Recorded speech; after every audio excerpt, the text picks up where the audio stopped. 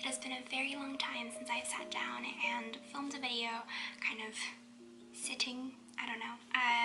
Hopefully this video is not too awkward, but I definitely have had to film this multiple times because I'm like all over the place. Today I'm going to share with you guys all the books that I read in the months of September and October.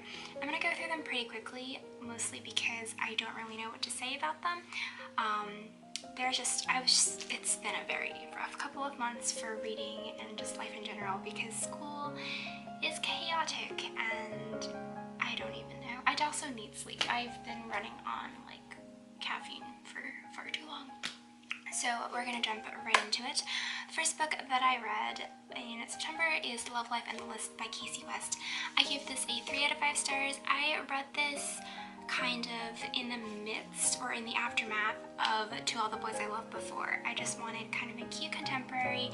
I was also struggling a bit because I always have a hard time with the transition back into school. You would think that after so many semesters I would be remotely used to it, but I am not. It's still like painful, and homesickness is a real struggle. I don't understand people who can just transition very easily. Like, it's always such a struggle.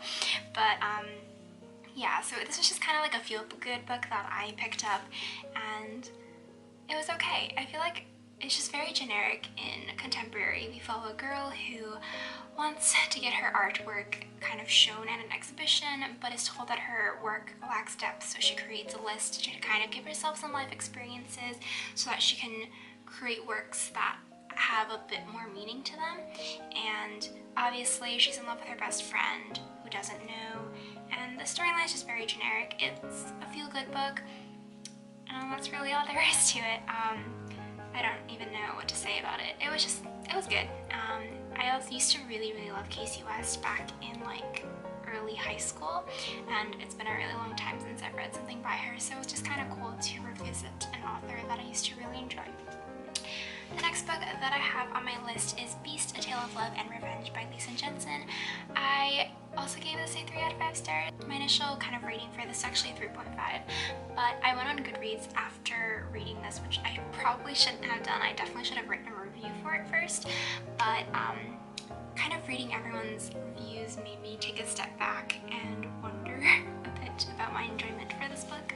As the name implies, it's a retelling of Beauty and the Beast, but rather than our main character being like Belle, it's actually a servant girl who knew the Beast when he was a human and kind of had a role in his transformation into a beast, and she doesn't want him to become human again, so she's kind of trying to prevent Beauty and the Beast from happening.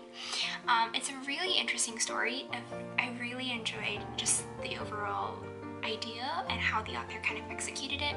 However, upon reading everybody's reviews on Goodreads and seeing how much everyone really didn't like this book because of certain aspects, like, it's really hard not to be influenced by other people's opinions. However, the arguments that were made against this book I feel like are very valid. The author doesn't include a trigger warning for sexual assault, which happens within like the first 15-20% of the book, and I feel like people definitely should know about that. There's also like different ways that the author could have resolved or treated different subjects that she didn't. So they are very valid arguments, which I think is why I bumped my rating down. But in terms of the originality of the story, I felt like it was still very good. If you have read the book, I would love to know what you think about it, kind of beyond the arguments, like as a story, as a written work, as opposed to being like the issues. I feel like a lot of times when I read a book, I'm like caught up in the story, and then I don't actually pick up on issues until I read other people's thoughts.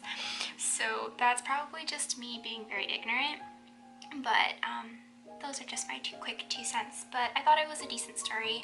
However, I do agree that there should be trigger warnings and different things could have been addressed differently. So now moving into October, the first book that I read is Magnus Chase and the Gods of Asgard, The Sword of Summer by Rick Riordan. I like forgot the author for a second. I gave this a 3.5 out of 5 stars. As many of you guys know, my sister is currently on a Rick Riordan high, and she is very much in love with this author. So I bought the first 2 books for her when Barnes & Noble was having a sale, and she's been on my butt to read it ever since. So I finally picked up the first book. I definitely think it's very good. It has just the Rick Riordan style, which I think appeals to a lot of his younger fans. For me, as someone who grew up with Percy Jackson, it was so difficult not to make comparisons between the two and to not be incredibly biased towards Percy Jackson. I really enjoyed kind of the different mythology that Magnus Chase was based off of, because I haven't read a lot of things that deal with Norse mythology, so it was just really cool, but at the same time it made it feel very foreign. And then the similarities between the characters and the tropes that were within the story just made it feel like a copy almost. Like, that sounds really bad, but I couldn't help but make that comparison and just leaning more towards Percy in this aspect.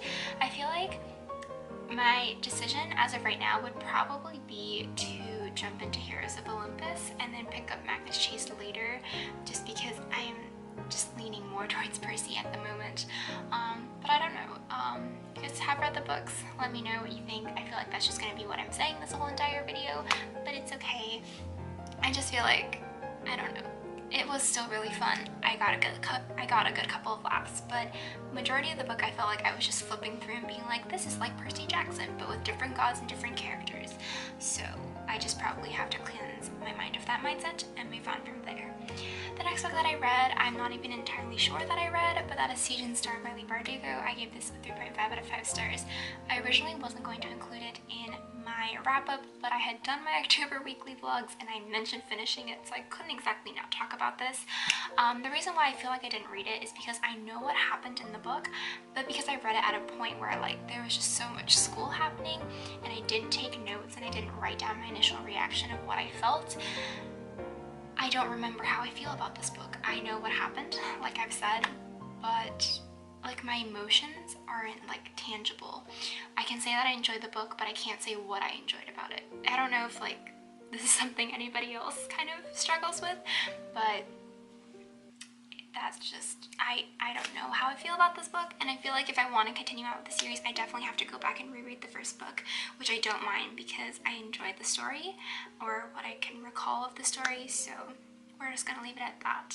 And hopefully when I reread in the future, I can give you guys a better summary and a better review, kind of. The next book that I read has been kind of the bane of my existence for a while, and that is Gretel in the Dark by Eliza Granule. I left the dust jacket at home, so here is the naked book with a very pretty spine. Also little butterflies on the cover. I talked a lot about this in, I think, my last weekly vlog, which I'll link all of those down below if you would like to check them out and you haven't. But basically, how do I describe this book? We follow two different time periods. The first one being pre-World War II in Vienna. We follow a very well-known psychoanalyst by the name of Joseph Breuer, who is faced with his most recent case. This woman has just mysteriously appeared and has no recollection of who she is, and he's just trying to crack her mystery. And then we follow a little girl named Krista, whose father works in a concentration camp experimenting on people, and Krista, as a little girl, has no idea what's going on, and she's kind of like in the midst of all the horrors. So this book is very, very dark. I think it was inspired by the Brothers Grimm's like original fairy tales, because I believe that's kind of what gets Krista through all of the horrors that she's facing.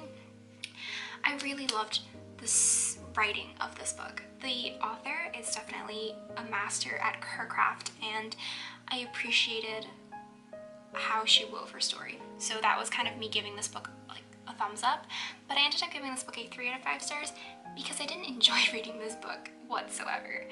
I didn't like any of the characters. I was majorly confused throughout the entire thing. Like, I had no idea what was happening. It wasn't until I finished this book and like stewed over it for like a week before I went on Goodreads and read people's reviews and like the Q&A section and finally figured out what this book actually meant. And upon doing that, I was like, wow, this author really knows what she's doing.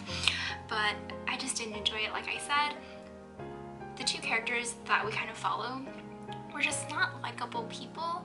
The doctor he's just someone who represents all the things that doctors should not be. So he has a female patient who's incredibly beautiful, and he starts to kind of walks the fine line in terms of being professional. I guess this is not really much of a spoiler, but to kind of prep you, he does start developing feelings for her, and it's just that kind of moral ambiguity in like the worst way possible that made me just feel really uncomfortable about his character, and nothing could really justify what he was doing. Like, I didn't like him whatsoever.